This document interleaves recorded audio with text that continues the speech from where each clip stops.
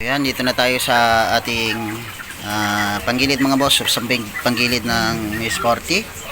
So, pinaservisan sa atin to mga boss. At papalitan daw ng clutch lining, yung kanyang lining mga boss. So, kasama na rin yung clutch housing mga boss. So, hindi lang siya clutch lining, so kasama rin yung clutch housing.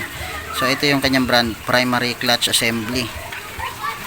So power ang nakalagay, M power ang nakalagay mga boss. So Mio. Yan, Mio yung tatak. Pang Mio siya. You can trust. So yan. So M power. So check natin yung pinaka-lining mga boss.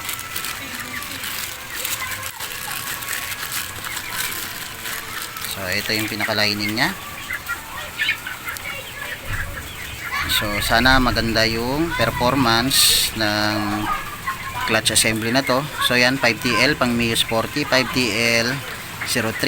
So yan yung code ng Mio Sporty mga boss, 5TL. Okay, so yan. So baklasin na natin yung panggilid mga boss. At hindi ko na ipapakita yung pagbaklas. So ipapakita na lang natin yung pag nabaklas na to at yung pag-assemble ng clutch natin mga boss. Ito na yung ating panggilid at nabuksan na natin. So malambot yung kanyang belt kahit na bago pa lang. So bagong linis ko lang to eh. At mabilis na pupudpud yung kanyang belt mga boss. So yan oh. So yan, belt yan mga boss.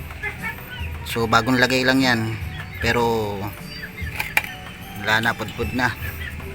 So sa online niya to nabili, sa Shopee o sa Lazada, na alam ko mas mahal pa yung pagkakabili niya kaysa sa original. So yan, malambot. So yan, buksan natin to. Natanggal ko na yung nut dito. Tingnan natin kung puno yan. So yan oh. Hindi lang naman yung nandun sa loob. So okay pa naman to kasi bagong linis ko lang eh. Pero yung belt mga boss, nagkalat talaga dito sa labas. Saan? So ito yung lining niya, manipis na. So yan. Yan yung papalitan natin. At yung ipapalit natin is yung itong 5TL na to mga boss, na power, M power. So yan.